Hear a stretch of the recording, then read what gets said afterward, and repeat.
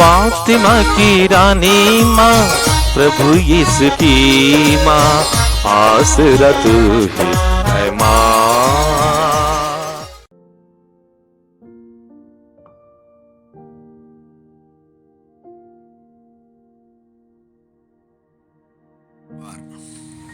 पहला पाठ प्रेरित चरित अध्याय 4 पद संख्याएं 13 से 31 तक। पेतरुस और यूहन्ना का आत्मविश्वास देखकर और उन्हें अशिक्षित तथा अज्ञानी समझकर महासभा के सदस्य अचंभे में पड़ गए। फिर वे पहचान गए कि वे यीशु के साथ रह चुके हैं, किंतु स्वस्थ किए गए मनुष्य को इनके साथ खड़ा देखकर वे उत्तर में कुछ नहीं बोल सके। उन्होंने पेतरुस और यूहन्ना को सभा से बाहर जाने का आदेश दिया और यह कहकर आपस में परामर्श किया, हम इन लोगों के साथ क्या करें। यरूशलेम में रहने वाले सभी लोगों को यह मालूम हो गया कि इन्होंने एक अपूर्व चमत्कार दिखाया है। हम यह अस्वीकार नहीं कर सकते। फिर भी जनता में इसका और अधिक प्रचार न हो, इसलिए हम इन्हें कड़ी चेतावनी दें कि अब से यीशु के नाम पर किसी से कुछ नहीं कहना। उन्होंने पेतरुस तथा यूहन्ना को फिर बुला भेजा और उन्हें आदेश दिया कि वे ना तो जनता को संबोधित करें और ना यीशु का नाम लेकर शिक्षा दे। इस पर पेतरुस और यूहन्ना ने उन्हें यह उत्तर दिया, आप लोग स्वयं निर्णय करें, क्या ईश्वर की दृष्टि में यह उचित होगा कि हम ईश्वर की नहीं बल्कि आप लोगों की बात माने, क्योंकि हमने जो देखा और सुना है उसके विषय में नहीं बोलना हमारे लिए संभव नहीं। इस पर इन्होंने पेतरुस और यूहन्ना को फिर धमकाने के बाद जाने दिया। वे नहीं समझ पा रहे थे कि उन्हें किस प्रकार दंड दिया जाए, क्योंकि उस घटना के कारण सारी जनता ईश्वर की स्तुति करती थी। यह प्रभु की वाणी है। ईश्वर को धन्यवाद। भजन अनुवाक्या। Hallelujah hallelujah.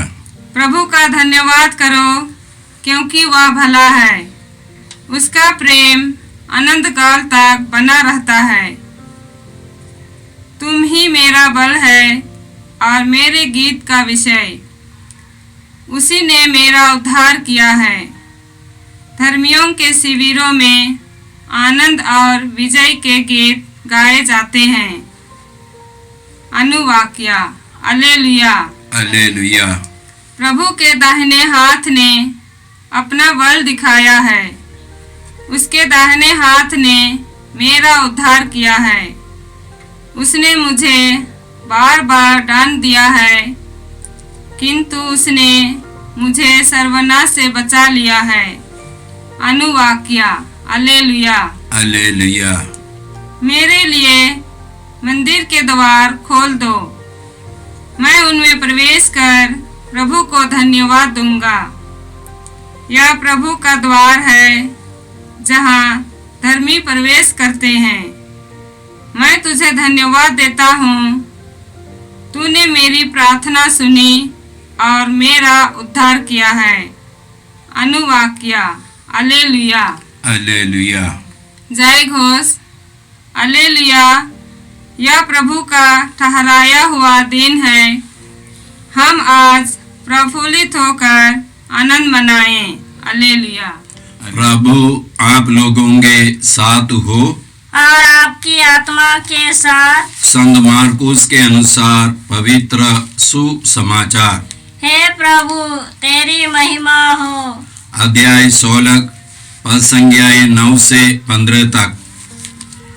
यीशु सप्ताह के प्रथम दिन प्रातः जी उठे। वह पहले मरियम मगदलेना को, जिससे उन्होंने 7 अबदूतों को निकाला था, दिखाई दिए। उसने जाकर उनके शोक मनाते और विलाप करते हुए अनुयायियों को यह समाचार सुनाया।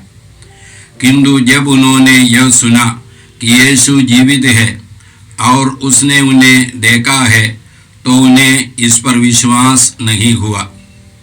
इसके बाद यीशु दूसरे वेश में उनमें से 2 को, जो पैदल देहात जा रहे थे, दिखाई दिए। उन्होंने लौटकर शेष शिष्यों को यह समाचार सुनाया, किंतु शिष्यों को उन दोनों पर भी विश्वास नहीं हुआ। बाद में यीशु 11 को उनके भोजन करते समय दिखाई दिए और उन्होंने उनके अविश्वास और उनकी हठधर्मी की निंदा की, क्योंकि उन्होंने उन लोगों पर विश्वास नहीं किया था जिन्होंने यीशु को पुनर्जीवित देखा था।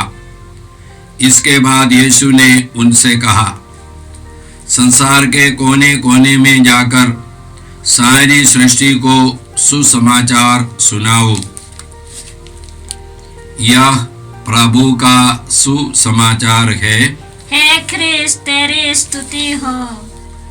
ख्रीस्त में प्यारे भाई बहनों, आज का पहला पाठ हम लोगों ने प्रेरित चरित्र से सुना। आज के पहले पाठ का पहला वाक्य इसी प्रकार है। पेतरुस और यूहन्ना का आत्मविश्वास देखकर और उन्हें अशिक्षित और अज्ञानी समझकर महासभा के सदस्य अचंभे में पड़ गए। फिर भी वे पहचान गए कि वे यीशु के साथ रह चुके थे। तो पेतरुस और यूहन्ना के आत्मविश्वास का रहस्य क्या है? उनका बड़ा ज्ञान नहीं है, उनकी ऊंची शिक्षा नहीं है, बल्कि वे यीशु के साथ रह चुके हैं और रह चुके थे। ये हमारे लिए भी एक शिक्षा है। हमारे यहाँ पर कई बच्चे लोग परीक्षा के समय में प्रार्थना मांगते हुए आते हैं और वे लोग आते हैं, फादर हमको अंग्रेजी पढ़ने में तकलीफ है, हिसाब गणित पढ़ने में तकलीफ है, याद करने में तकलीफ है। और हम लोग उनको एक वचन सुनाते हैं। ये वचन आपको कहीं पर लिख कर के रखना और इसको बार बार बोलना। विशेष करके इसी प्रकार के निराशा की चिंता या हताश करने वाली चिंता आपके मन में आती है, तब विशेष करके इस वचन को बोलना। वचन क्या है? फिलिपियों के नाम पत्र अध्याय 4 पद संज्ञा 13। जो मुझे बल प्रदान करते हैं, मैं उनकी सहायता से सब कुछ कर सकता हूँ। जो मुझे बल प्रदान करते हैं, मैं उनकी सहायता से सब कुछ कर सकता हूँ। मैं गणित पढ़ सकता हूँ, अंग्रेजी पढ़ सकता हूँ, अच्छा से परीक्षा लिख सकता हूँ, याद कर सकता हूँ। कब कर सकता हूँ? जब मैं यीशु से जुड़े रहता हूँ। मैं सब कुछ कर सकता हूँ। ये सब कुछ कर सकता हूँ, इसका मतलब क्या है? मैंने इसका मतलब यह नहीं अभी मैं एक स्टूडेंट हूँ, मुझे कोई असंभव कार्य करने के लिए मुझे जाना पड़ता है। ये असंभव कार्य की बात नहीं है। मेरे बुलाहट के अनुसार मेरे जिम्मेवारी निभाने के लिए यदि मैं प्रभु से जुड़े रहूँगा तो प्रभु मुझे कृपा देंगे। अभी एक स्टूडेंट के रूप में, विद्यार्थी के रूप में मेरी जिम्मेवारी है विद्यार्थी का कार्य करना, काम करना, जिम्मेवारी निभाना। और जब मैं ये जिम्मेवारी निभाता हूँ, निभाने के लिए प्रभु से जुड़े रहता हूँ, प्रभु निश्चित रूप से मुझे पढ़ने के लिए, अंग्रेजी पढ़ने के लिए, हिसाब पढ़ने के लिए और याद करने के लिए, अच्छा से परीक्षा लिखने के लिए कृपा बिल्कुल प्रभु मुझे देंगे। हमारा अनुभव है, कई बच्चे लोग आकर के इसी प्रकार का साक्षी दिए हैं हम लोग जब कभी इसी प्रकार का विचार माने नकारात्मक विचार या भावना मन में आए हैं, इस वचन को बार बार दोहराए हैं और हम लोगों को एक हिम्मत, एक साहस मिला है और हम लोग पढ़े हैं और प्रभु ने हम लोगों को आशीर्वाद दिया है। कुरिन्थियों के नाम पत्र में पहला पत्र पहले अध्याय का 26वां वाक्य में इसी प्रकार पौलुस बोलते हैं, कुरिन्थ के लोगों को बताते हैं, इस बात पर विचार कीजिए, बुलाए जाते समय आप में बहुत कम लोग ज्ञानी, शक्तिशाली या कुलीन थे। ज्ञानियों को लज्जित करने के लिए ईश्वर ने उन लोगों को चुना है जो संसार की दृष्टि में मूर्ख है। शक्तिशालियों को लज्जित करने के लिए ईश्वर ने उन लोगों को चुना है जो संसार की दृष्टि में दुर्बल है। गण्यमान्य लोगों का घमंड चूर करने के लिए ईश्वर ने उन लोगों को चुना है जो संसार की दृष्टि में तुच्छ और नगण्य है, जिससे कोई भी अपने में गर्व करे। यदि कोई गर्व करना ही चाहे वे प्रभु में गर्व करे, प्रभु पर गर्व करे। ईश्वर ने मसीह को हमारा ज्ञान, हमारी धार्मिकता, हमारी पवित्रता और हमारा उद्धार बना दिया है। ईश्वर ने यीशु को हमारा ज्ञान, धार्मिकता, पवित्रता और उद्धार बना दिया है। ये यीशु है हमारा उद्धार, हमारे लिए एक व्यक्ति है हमारा उद्धार।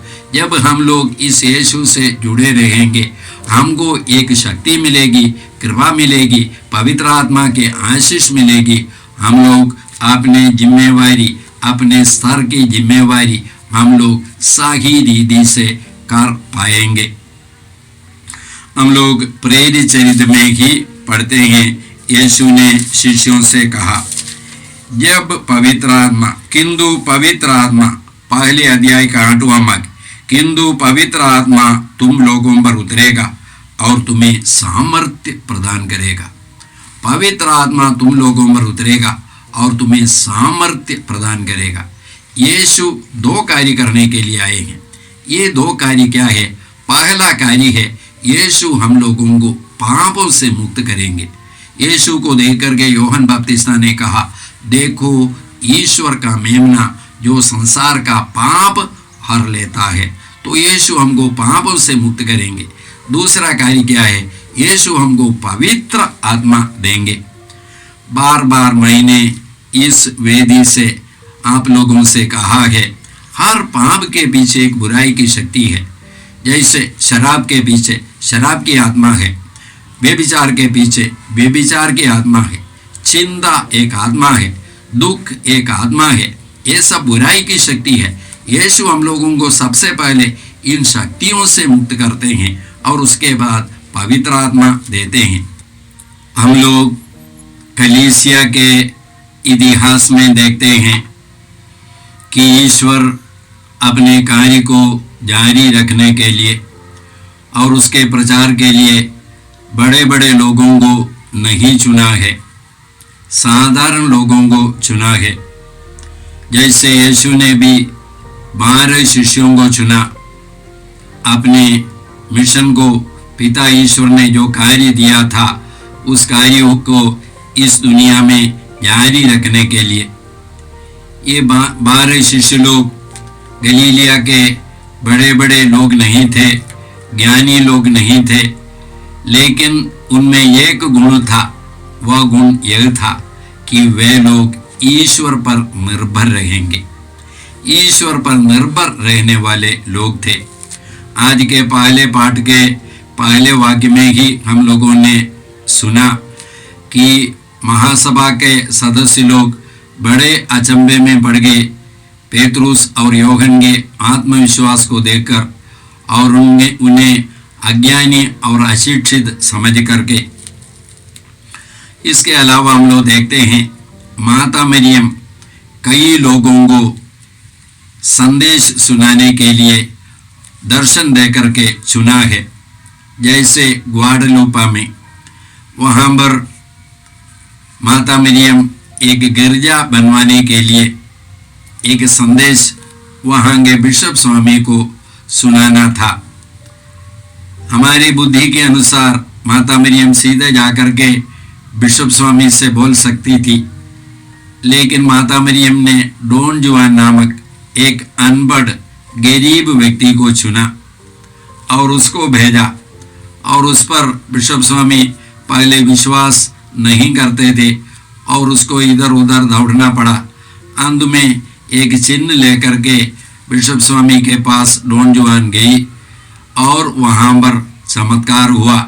जो जिस चादर में वह फूल बांध करके गया था, उस चादर के अंदर, उस चादर पर माता मरियम के फोटो लग गई, तस्वीर लग गई। वो तस्वीर आज भी मौजूद है। एक पुराना चादर जो 20 साल के अंतर्गत धूल बनना था, लेकिन आज भी मौजूद है चमत्कारी ढंग से। और इस चमत्कार के करीब 10 साल के अंतर्गत बताते हैं मेक्सिको में करीब 10 लाख से ज़्यादा लोग विश्वासी बने। तो इसी प्रकार आज के सुसमाचार में भी हम लोगों ने देखा, यीशु अपने पुनरुत्थान के बाद इस पुनरुत्थान का संदेश सुनाने के लिए मरियम मगदलेना को चुनते हैं। मरियम मगदलेना जिससे यीशु ने ही 7 अबदूतों को निकाला था। आज के सुसमाचार के अंतिम वाक्य यही है। इसके बाद ईसा ने उनसे कहा, संसार के कोने कोने में जाकर सारी सृष्टि को सुसमाचार सुनाओ। सारी सृष्टि को सुसमाचार सुनाओ। हम लोग उत्पत्ति ग्रंथ के 3 अध्याय के 17वां वाक्य में पढ़ते हैं, आदम और हव्वा ने पाप किया। ईश्वर ने आदम से कहा, क्योंकि तुमने अपने पत्नी की बात मान करके उस पेड़ का फल खाया जिसको मैंने तुमको मना किया था, तुम्हारे कारण पृथ्वी शापित हो और ये पृथ्वी कांटे और ऊंट कटारे पैदा करेंगे। तुम कठोर परिश्रम करके अपने जीविका चलाओगे। जब मनुष्य ने पाप किया, ये पृथ्वी उसका ये पाप का अभिशाप एक प्रकार हम लोग बोल सकते हैं, ये पृथ्वी पर पड़ा। इसलिए जब हम लोगों को पापों से मुक्ति मिलती है और जब हम लोग पश्चाताप का उपदेश लोगों को सुनाते हैं, तब ये पृथ्वी भी उसका फल प्राप्त करते हैं, माने ये पृथ्वी की भी मुक्ति होती है।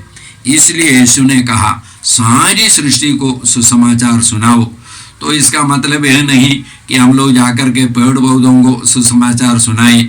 जब हम लोग मनुष्य को सुसमाचार सुनाते हैं, उसके द्वारा पेड़ पौधा भी अपनी मुक्ति प्राप्त करते हैं। या ईश्वर की जो योजना पेड़ पौधों के लिए है या इस पृथ्वी के लिए है, ये योजना जब हम लोग लोगों को प्रभु के सुसमाचार सुनाते हैं और पश्चाताप के लिए उपदेश देते हैं, प्रभु के पास लौटाने के लिए उनको उपदेश दे करके उनको प्रेरणा देते हैं और वे लोग लौट आते हैं, तो ये पृथ्वी भी उसके कारण आशीर्वाद प्राप्त करते हैं। आइए हम लोग इसके लिए प्रभु से कृपा मांगते हैं। ये परम पिता ईश्वर, प्रभु यीशु के लिए उनकी मृत्यु और पुनरुत्थान के लिए हम लोग धन्यवाद देते हैं। हे पिता ईश्वर, तूने यीशु के द्वारा हमें पवित्र बनाया है और पवित्र आत्मा दे करके ये पवित्रता के जीवन बिताने के लिए तू हमें कृपा देता रहता है। हे पिता ईश्वर, पवित्र आत्मा की कृपा से हम सबों को तेरे योग्य पुत्र और पुत्री का जीवन बिताने की कृपा मिले, शक्ति मिले। ये प्रार्थना हम करते हैं प्रभु क्रिस के द्वारा, आमीन। जय यीशु क्रिस में प्रिय भाई और बहनों, प्रभु यीशु ने हमें आदेश दिया है संसार के कोने कोने में जाकर सारी सृष्टि को सुसमाचार सुनाओ। सुसमाचार सुनने के लिए और सुनाने के लिए एक अच्छा मौका है। आप कृपया इस चैनल का सब्सक्राइब करें, लाइक करें, शेयर करें, बेल आइकन दबाएं ताकि यहाँ की नई वीडियोस की सूचना आपको मिलती रहेगी। साथ साथ आप दूसरों को भी प्रेरणा दें इसका सब्सक्राइब करने के लिए। याद रखें, कल के मिसा के दैनिक पाठ और उस पर टिप्पणियाँ आज ही दोपहर के बाद हम लोग अपलोड करते हैं। कृपया आज ही उसको सुनकर कल की तैयारी करें। प्रभु यीशु आपको और आपके परिवार को 100 गुनी आशीष देंगे। जय यीशु।